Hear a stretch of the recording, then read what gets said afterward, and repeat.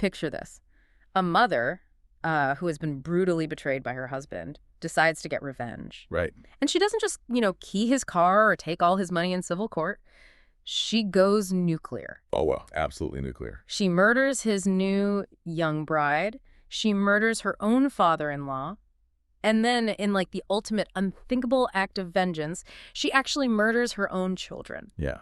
But here is the kicker, the part that completely shatters any conventional expectation of justice. She doesn't get caught. No, she doesn't. She doesn't have a moment of remorse where she falls on her sword or anything. She escapes, completely unpunished, flying away into the sky in a magical chariot pulled by dragons, sent by the sun god himself.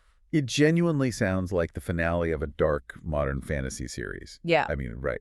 But it's actually the climax of one of the most foundational plays in human history. Yeah, we are talking about Euripides' Medea. Exactly. Which first shocked audiences in Athens way back in 431 BC. And shocked is probably a massive understatement. I mean, we are looking at a narrative landscape that represents an absolute moral void. It really does. And that is exactly what we're unpacking today. We have a highly specific, totally fascinating stack of sources for this deep dive. We do. On one hand, we have the classic, widely respected English translation of Medea by Gilbert Murray, which provides the raw text of the play and some really vital historical context. Right, and alongside that, we have a highly detailed scholarly commentary on the play, written entirely from a conservative, evangelical, canonical, biblical theology perspective. Which is such a wild combination. Putting a pagan Greek tragedy from the 5th century BC under the microscope of modern evangelical biblical theology is just...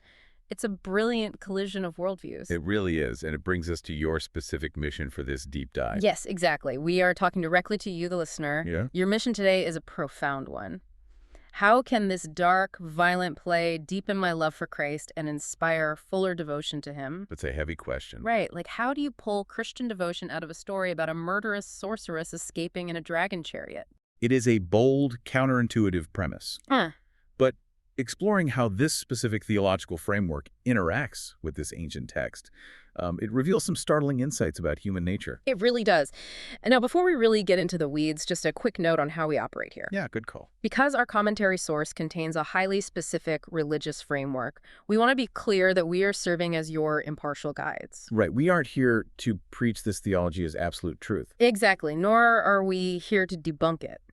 Our job is just to dig into the text and the commentary, pull out the most fascinating arguments, and help you understand how this specific scriptural critique attempts to answer your mission. We are dissecting the architecture of the argument. And, to understand the argument, we really have to understand the architecture of the tragedy itself. Right, because Medea isn't a romance. Far from it. As the Murray translation emphasizes in its historical notes, the play is the terrifying, explosive aftermath of a romance. Exactly. So we have to set the stage here. We need to know how Jason and Medea even ended up in the city of Corinth absolutely hating each other.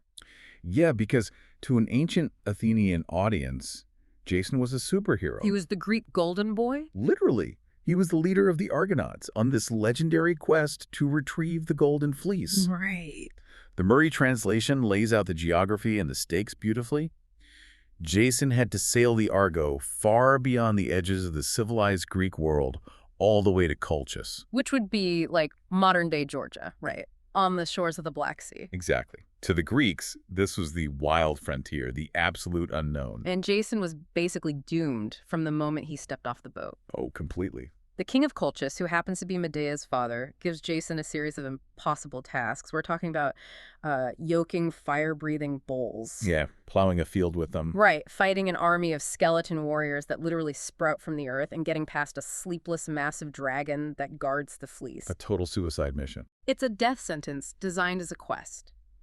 But the king's daughter, Medea, changes the entire equation. She really does. She is a princess, but more importantly, she is a powerful sorceress. Yes. And in the eyes of the Greeks, she is a barbarian, a foreigner, outside the bounds of Greek civilization and law, and she falls madly, obsessively in love with Jason.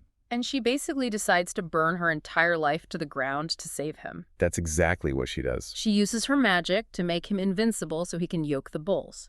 She gives him the secret to defeating the Earthborn warriors. She personally drugs the sleepless dragon so he can snatch the Golden Fleece. Right. She betrays her father, her country, her people. And then, to ensure they can escape on the Argo, she commits an act of just unimaginable horror. Yes, the murder of her own brother, Absurdus. Depending on the version of the myth, she either helps Jason kill him, or she actually chops her brother into pieces and throws his body parts into the sea. That is so messed up. She does this knowing her father will have to stop his pursuit to collect the pieces of his son's body for a proper burial. It is incredibly dark. I mean, she weaponizes her father's grief to buy Jason time to escape. Yeah. She leaves her entire world behind to flee to Greece. And the bloodshed doesn't even stop there. No, it doesn't. When they finally get back to Jason's home city of Iolcos, Jason's uncle, Peleus, refuses to hand over the throne that is rightfully Jason's. So Medea steps in again. With another horrific deception. Right. She convinces the daughters of Peleus that she has this magic spell to restore their father's youth. She demonstrates by cutting up an old ram, boiling it in a cauldron with magical herbs, and out jumps a young lamb. Wow. So she tells the daughters to do the same to their father. So these poor girls literally chop their own father to pieces and boil him alive, thinking they are curing his old age? Yeah. Medea, of course, withholds the magic herbs. The uncle is dead, Jason's rival is gone, but the act is so gruesome that the people of the city drive them out. They are completely exiled. Which brings us to the present moment of the play. They flee to Corinth as refugees. Right. They have no country. Medea has no family to return to. None. They are entirely dependent on the goodwill of the king of Corinth, Creon. They have 2 young sons together. And this is exactly where Euripides raises the curtain. The tragedy begins. And this brings us to the first major conceptual block our theological source tackles, the anatomy of betrayal. Yeah, this is key. If Jason is the spark of broken covenant, Medea is the gasoline of unchecked human passion.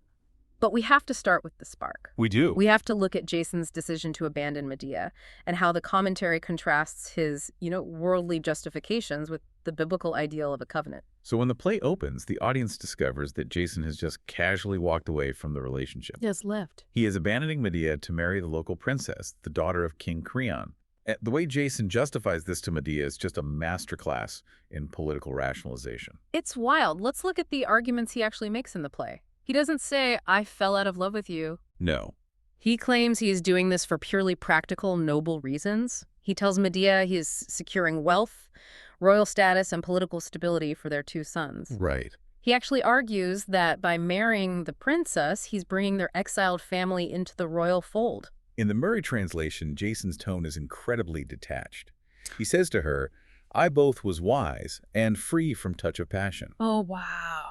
He frames his betrayal as an act of stoic, calculated wisdom. He even has the absolute audacity to tell Medea she should be thanking him. Yeah, he really does. He essentially says, look, I brought you out of a barbaric wasteland and introduced you to civilized Greek justice where we use laws instead of force. You're welcome. It is staggering arrogance. He views their entire history, the murders, the escapes, the magic, as a transactional contract that has simply outlived its usefulness. Wow. You got the fleece, he survived, and now he requires political asylum and royal status, so the contract must be renegotiated.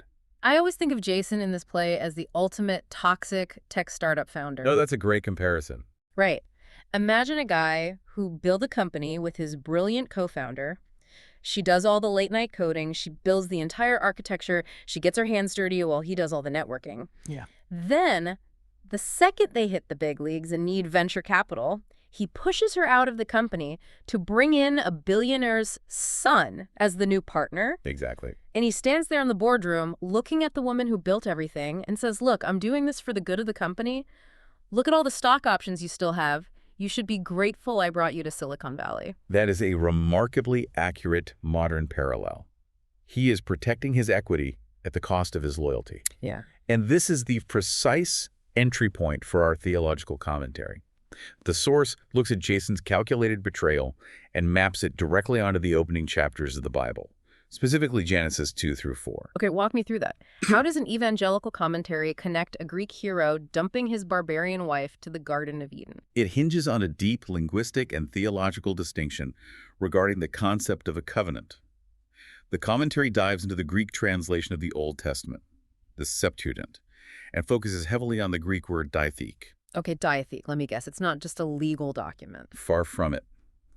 Diatheke translates to covenant, But the source takes great pains to explain that in the biblical worldview, a covenant is fundamentally different from a contract. Okay. A contract, or a syntheke in ancient Greek terms, is totally transactional and conditional.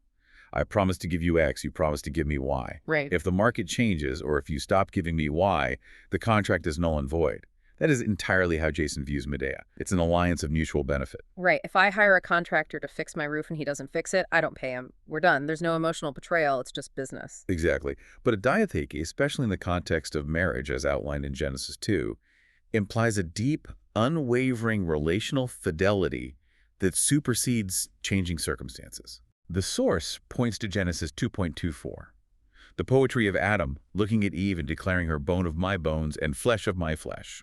They become one flesh. It's an ontological change, not just a legal agreement. Yes. It's like an organ transplant versus renting a car. You can't just return a transplanted kidney because you found a better one, right? It's part of your body now. Tearing it out causes massive trauma. That is a visceral way to put it, but theologically accurate to the source's argument. Jason's abandonment of Medea isn't just a breach of contract.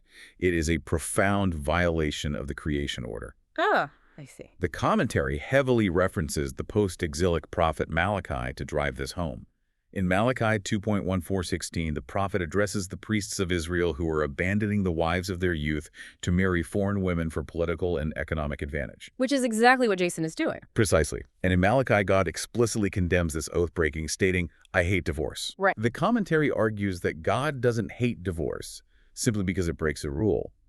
He hates it because it involves the violent tearing apart of that one flesh covenant. It shatters the image of divine faithfulness that human marriage is meant to reflect. But let me push back here for a second, just to play devil's advocate for the ancient Greek mindset. Okay, go for it. Jason is living in a brutal, unforgiving world in 431 BC. He's a political refugee with 2 kids. If he doesn't secure this royal alliance, they could all be killed or sold into slavery by their enemies. Sure. Isn't Jason, in a twisted way, just being a pragmatist? Couldn't we argue he's making a hard, necessary choice for survival? That is the exact defense Euripides puts in Jason's mouth, and it's what makes the play so complex. Right. But the theological commentary rejects that pragmatism entirely. The source argues that Jason's pragmatism is actually a symptom of a much deeper disease. Oh, really? Yeah, it categorizes his cold, calculated betrayal not as survival instinct, but as a prime example of what the New Testament, specifically Galatians 5, calls the works of the flesh. So his ambition is the root rot. Yes. The commentary views Jason as a paradigm of fallen humanity. His willingness to sacrifice his sacred oaths on the altar of his own security and social climbing is the exact opposite of the biblical ideal. Which brings us back to the listener's mission.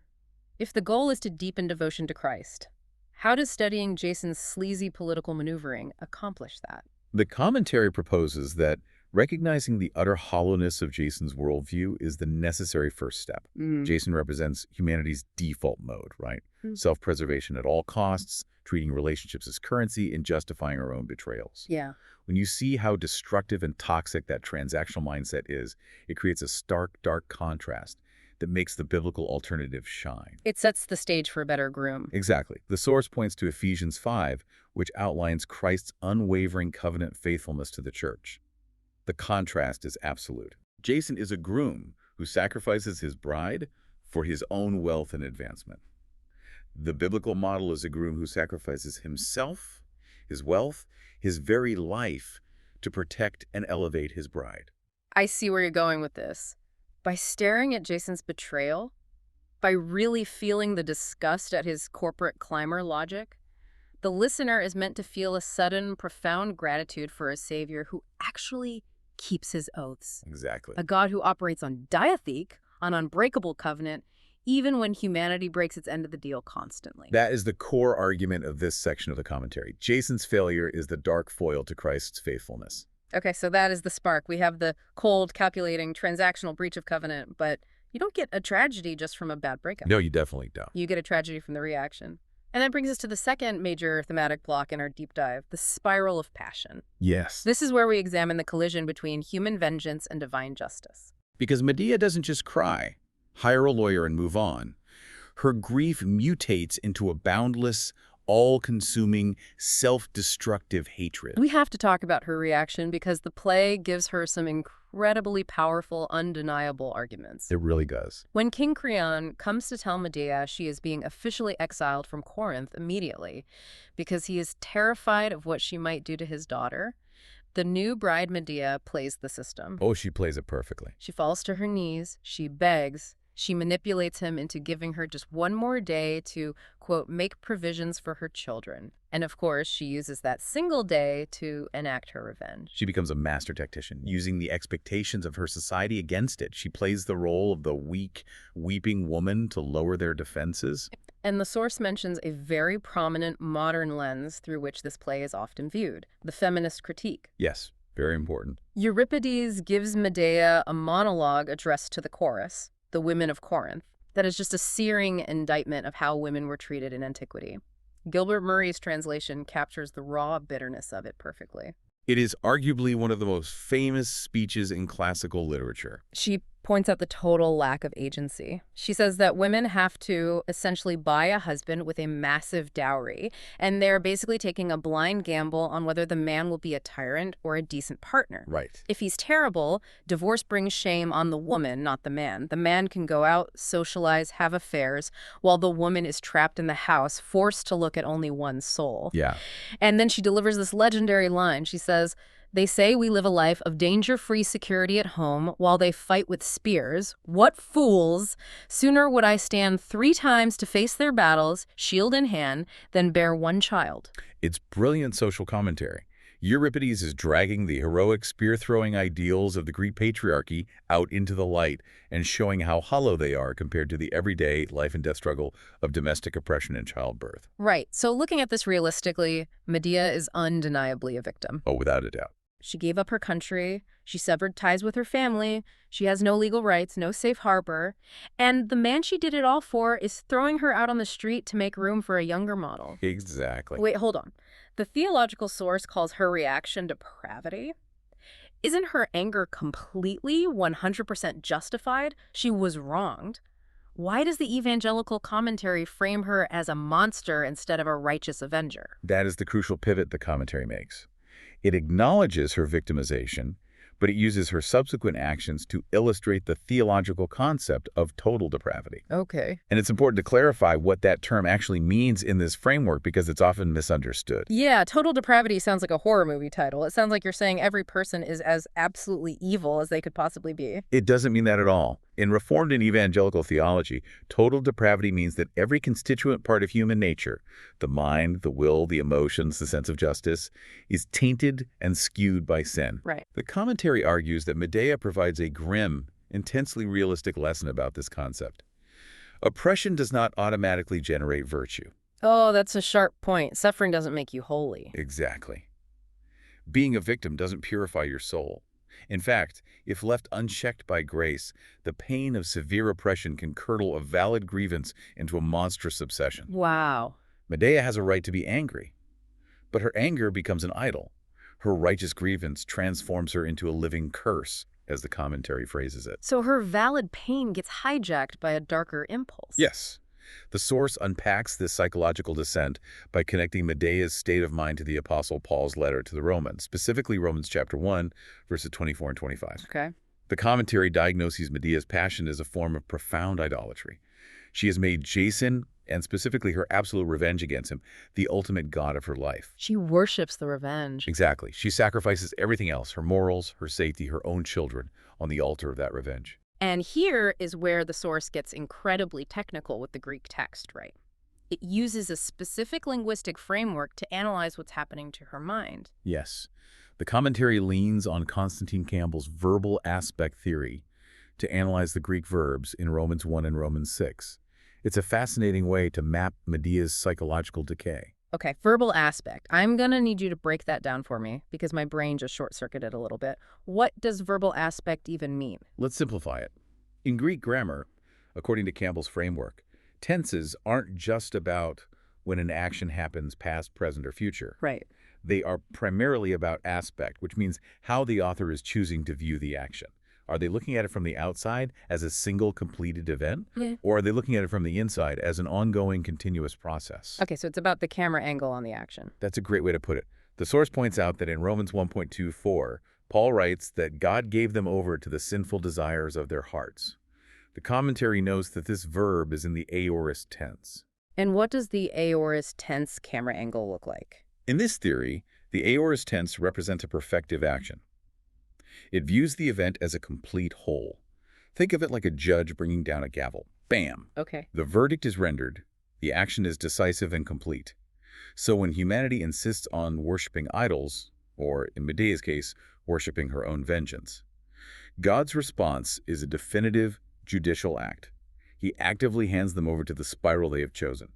The gavel comes down. Okay, I track with that, the definitive handing over. But then the source contrasts that gavel strike with Romans 6.23, which famously says the wages of sin is death. Here the commentary highlights the use of the present tense for the resulting state of death. So if the aorist tense is the judge's gavel coming down, the definitive verdict, then the present tense is the actual prison sentence being served out day after day, year after year. It's the continuous, ongoing reality. Exactly. The present tense depicts a continuous, ongoing, unfolding state of affairs. So God definitively hands the idolater over the perfective action. And the result is a continuous, never-ending internal state of death and psychological decay. And the commentary argues that this grammatical contrast perfectly maps onto Medea's mind in the play. Wow. We literally watch her serve that ongoing psychological prison sentence on stage. We do. You can see the decay in her inner monologues. She knows what she's planning is horrific, but her passion, her idolatry of revenge, completely overwhelms her reason. She is spiritually decaying in real time. The source points out that her revenge is the ultimate horrifying rejection of New Testament ethics. How so? It is a complete inversion of Romans 12.19, where Paul writes, "Beloved, never avenge yourselves, but leave it to the wrath of God, for it is written, 'Vengeance is mine, I will repay,' says the Lord." Medea fundamentally rejects that. She says, no, vengeance is mine. Exactly. And she totally violates Jesus' radical command in Matthew 5 to love your enemies and pray for those who persecute you. Right. Medea is usurping the throne of God. She is demanding absolute cosmic mathematical payback for her pain. She wants to be the judge, the jury, and the executioner. Yeah. Think about when you've been profoundly wronged by someone. The desire to see them hurt exactly as much as they hurt you is so deeply ingrained in our biology. Oh, absolutely. But how does analyzing Medea's spiral answer the listener's mission? How does this inspire devotion to Christ? The commentary argues that Medea serves as a terrifying mirror. She shows us what an eye-for-an-eye world actually looks like when stripped of any mitigating grace. That's haunting. This is what human justice looks like when pushed to its logical absolute limit by a wounded ego. It is a total bloodbath. It destroys the innocent right alongside the guilty. Because her revenge doesn't just hurt Jason, it spreads like a virus. Exactly. For the listener, seeing this dark, apocalyptic reality of human vengeance points directly to what the source calls the superior biblical solution. It points the listener to the cross of Christ. How so? Because the cross is where the endless escalating cycle of human vengeance is finally absorbed and broken. God takes the violence upon himself rather than returning it. The commentary argues that seeing Medea's path proves that human self-vindication only ever leads to greater evil. It never leads to peace or restoration. Wow. True devotion is sparked when you realize that radical, spirit-empowered forgiveness isn't just a nice moral suggestion. It is the only mechanism that stops the world from burning down. It is the only way to stop the spiral, which brings us to the most horrific consequence of that spiral in the play. Section 3, the twisted sacrifice. Yes. We are moving from the abstract concept of vengeance to its specific, deeply disturbing application. We have to talk about the murders. The dark mirror of motherhood. The murder of the young princess and the children. It is so incredibly brutal, and Euripides spares the audience none of the details. Medea pretends to make peace with Jason. She does. She apologizes, says she was acting crazy, and asks if her 2 little boys can stay in Corinth instead of going into exile. To secure this favor, she sends the boys to the new royal bride, bearing incredibly precious gifts, a finely woven, delicate robe and a stunning crown of hammered gold. Gifts that Medea, the sorceress, has steeped in a lethal magical poison. And the messenger scene in the play that describes what happens next, I mean, it reads like ancient body horror. It is genuinely terrifying. It is meant to evoke absolute dread. The messenger comes running out of the palace, panicking, and describes the princess receiving the gifts. She puts on the robes, she places the gold crown on her head, and she's twirling in the mirror, admiring herself. Right. And then The poison activates. She starts to turn pale. She begins trembling and falls to the ground, foaming at the mouth. And then the gold crown on her head literally ignites.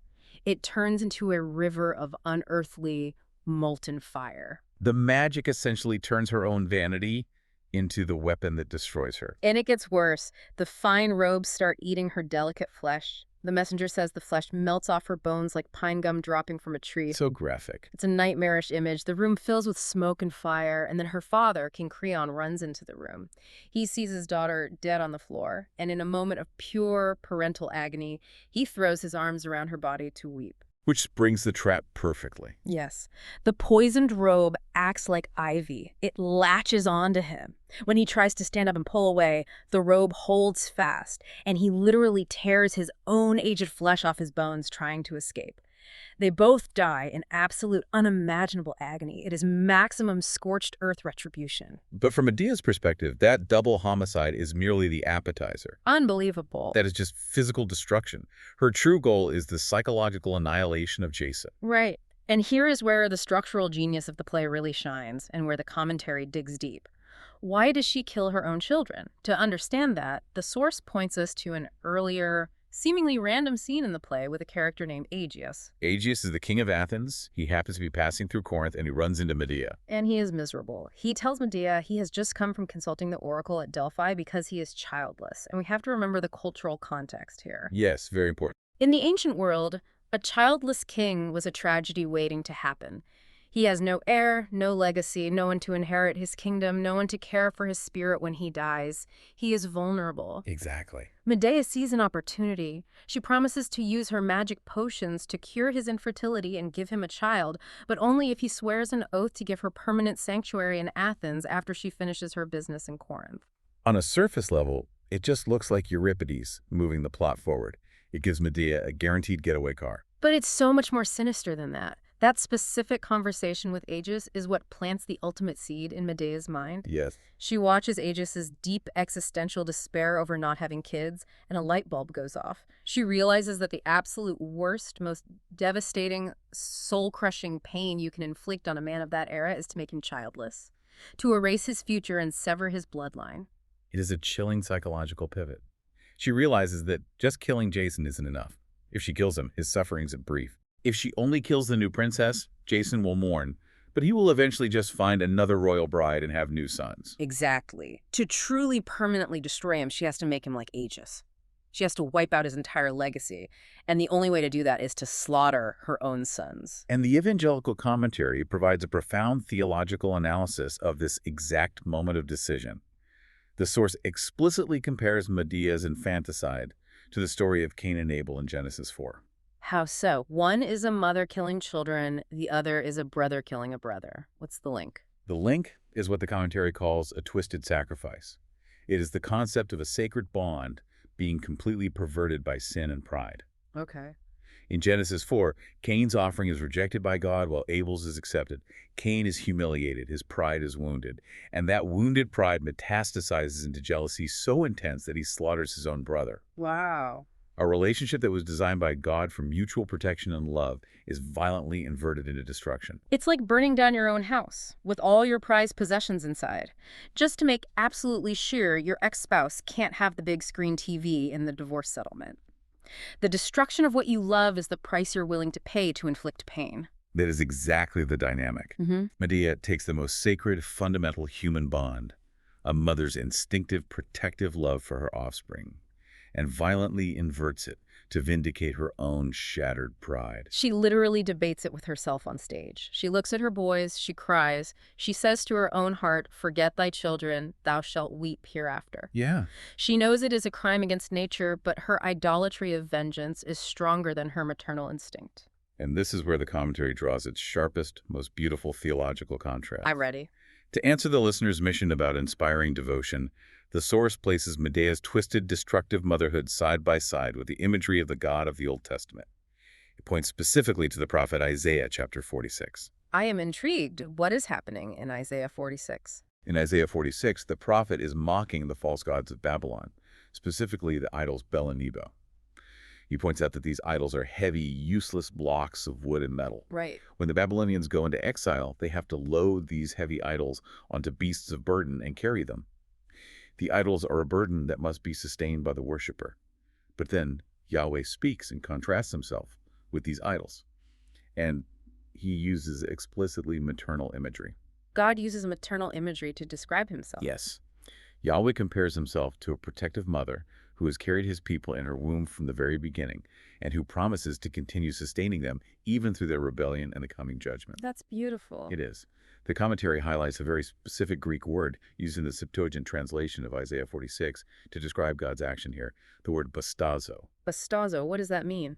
Literally, it means to bear, to carry, or to endure. Okay. But the source notes from theological lexicons that in this context, bastazo carries a strong, intimate connotation of divine compassion. Wow. It's the image of a mother physically and emotionally supporting her child, bearing their weight when they cannot walk themselves. So the contrast is between a false idol that you have to carry and the true God who carries you. Yes. And applied to our play, the contrast is absolute. Medea acts like the false gods of Babylon. She makes her own vengeance into an idol, and she requires her children to be sacrificed to carry the weight of her pride. Oh, that's heavy. She uses her immense power to destroy her children in order to vindicate herself. Her passion demands their blood. Wow.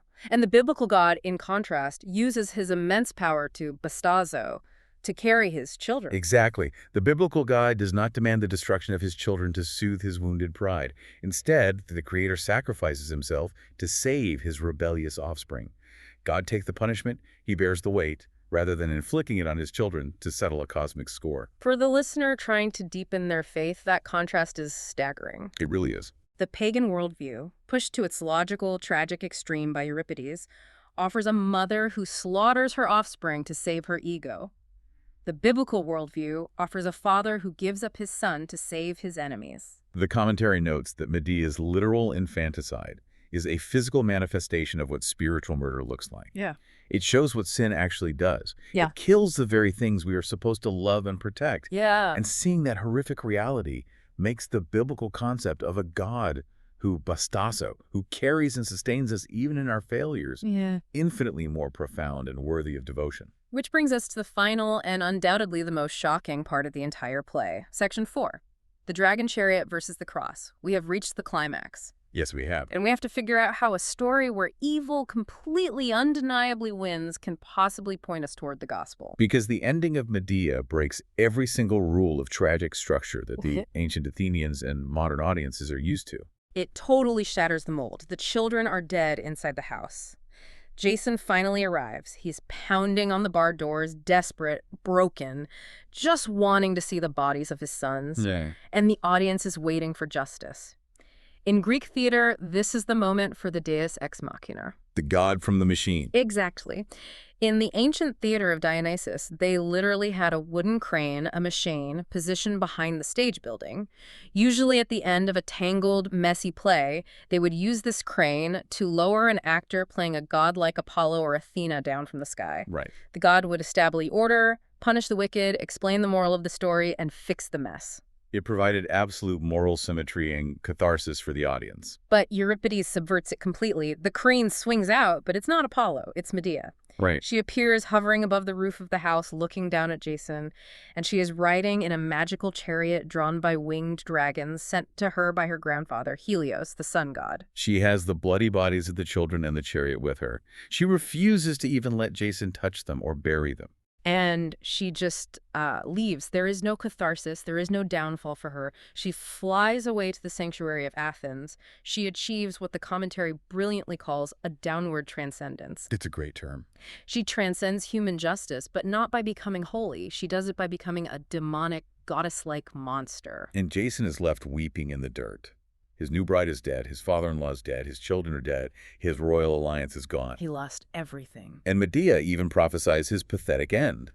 He won't die a hero's death in battle. He will die an old, broken man struck on the head by a rotting timber falling from his old ship, the Argo. It is absolute bleak, suffocating devastation. Evil triumphs completely. The bad guy wins, she flies away on dragons, and the universe seemingly applauds her. So how in the world does this theological source argue that this specific ending points the listener to Christ? It's a fantastic question, and it is the crux of the entire evangelical analysis. The commentary argues that the play's complete lack of resolution, its unresolved justice, is exactly what makes it so powerful for a Christian reader. Because it shows the world as it truly is without divine intervention. Precisely. The source states that Medea is a perfect diagnosis of a terminal disease, but it offers a poison as the cure. Wow. Euripides vividly depicts the horror of fallen humanity, the broken covenants, the toxic ambition, the idolatry of passion, the destruction of the family unit. He diagnoses the rot perfectly.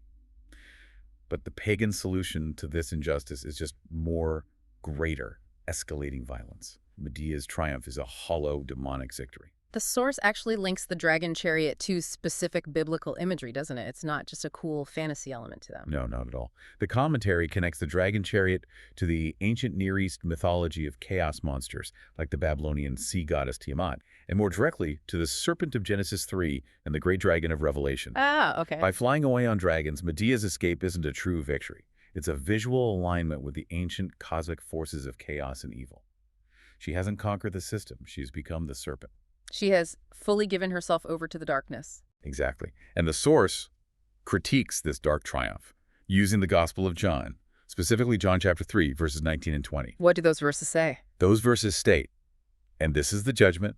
The light has come into the world, and people loved the darkness rather than the light because their works were evil." Wow. Medea's hatred, her fiery revenge, and her dragon chariot are the ultimate manifestation of that darkness. The commentary argues that Jesus is the true light that exposes the profound horror of this kind of human hatred. So the play essentially leaves a massive, gaping, God-shaped hole. It shows a systemic problem that humanity absolutely cannot solve on its own. That is the ultimate thesis of the source. It argues that Medea illustrates humanity's absolute desperate need for a savior. The superior solution to the pain of betrayal isn't self-vindication. It isn't finding a magical dragon chariot to escape the consequences of your violent actions.